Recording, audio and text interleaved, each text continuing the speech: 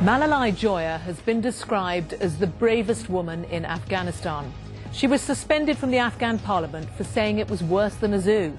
She had accused her fellow MPs of being corrupt, greedy, murdering warlords.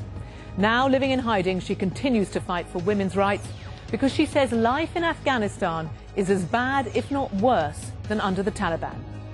Malalai Joya, welcome to Hard Talk. Why do you say that life in Afghanistan is worse now than it was under the Taliban? Because the situation of Afghanistan, unfortunately, is tragic and goes toward disaster as same like a Taliban period. Because US and its allies brought in power the North Alliance fundamentalists who are mentally same like Taliban but physically has been changed. And that's why today Afghanistan goes toward disaster, and we have a mafia system in Afghanistan. And the situation of the woman especially getting worse, and the most of provinces even it is like hell. There is, though, a democratic system in Afghanistan. It is democracy that has seen these people that you have been very critical of, and you have been critical in the past of them, and that is why you were thrown out of parliament. They were elected by your fellow Afghans, just as you were. Is this not the democracy that the Afghan people want? Democracy, I think the elementary meaning of democracy is government of people for people. It's not possible to have democratic election under the shadow of gun warlordism and drug lordism, as we experienced in our country regarding parliamentary election. Majority seats of parliament today belongs to warlords, drug lords, criminals that unfortunately today they are in power and they are law brokers. And that's why today in Afghanistan we have jungle law. But it is true that some Democrat like me and few other men and women that we can count them, they found way in parliament as well, just because of the showcase of democracy of US to deceive great people around the world that there is democracy. For example, some Democrat also, for example, they are in the parliament, but there is no freedom of speech inside of parliament, which is elementary part of democracy. There is no freedom of press. And also regarding the last law that about Shia women that this fundamentalist parliament made 4,000 times proved again that this is not democratic parliament. I'll just explain that the law that you're talking about is one that President Hamid Karzai has signed but is under review, which is for the Shia minority, which is just 10%. But reportedly says that women cannot refuse sex to their husband unless they are ill, and cannot leave the home, cannot go to work or cannot go to the doctor unless their husband allows them to. But that is under review. I wonder if you think that law will go through. Yeah, this law unfortunately has been signed by Hamid Karzai, as his government is a puppet government, and it is an example of no justice in Afghanistan, as three forces today in Afghanistan infected with the viruses of fundamentalism. And it's another example that proves that those who are in power, most of them, how much they are brother and creed of Taliban. Mentally they are same. It is the same laws that during the Taliban period that made against women, and also before of domination of Taliban from 92 to 96, misogynist fundamentalist when was in power, they made this kind of law. And today again, under the name of this so-called democracy that they are talking nowadays about women's rights, they are making this kind of laws, and it is easy for them and try to put it in practice. But Malalai Joya, a quarter of the politicians that you are so critical of are women. Yeah, it is true that from 249 seats, 68 belongs to women. But most of these women are not real representatives. We have some fundamentalist women as well in the parliament, those who are in power. Just they have symbolic roles, and as the warlords wish, they do. They vote, and even they stand up against women. As once I remember inside of parliament, a fundamentalist woman threatened me to date and told me that if you do not sit silent, I will do something against you that no man dare to do. And just they give chance to these women to found in parliament to receive great people around the world. Let's see, they are in the parliament, even more than some European parliament, a lot of women are in power.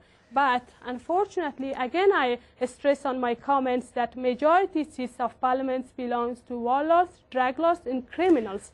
Okay, who well, destroyed explain to us. Afghanistan, and today they are in power. Can you explain to those outside Afghanistan what it is like for a woman living in Afghanistan now? If I say the life is like hell, even not enough to explain the catastrophic situation of the women of my country. Even it's not like a human. They do not have human life. Day by day situation is getting worse. For example, gang rape of the young girls and women, domestic violences, also forced marriages. Their security is another problem. But before you go on, give us, you're reeling off a load of things. How common are these sort of things that you're talking about? How common is gang rape? How common is forced marriage? Yeah, it is getting increased day by day. Even it was not that much as it is today in the history of Afghanistan. For example, alone in the northern provinces of Afghanistan in the 6 months of 2008, as media gave report that 12 rape cases happened in the northern provinces of Afghanistan. 14 years old like Bashira, 12 years old like Samia, 5-year-old baby in Mazar Sharif. And this list can be prolonged. That recently, even in Kabul, last week we found a died body of 14-year-old Shugufa. That these fundamentalists killed her and threw the died body of her in the garbage.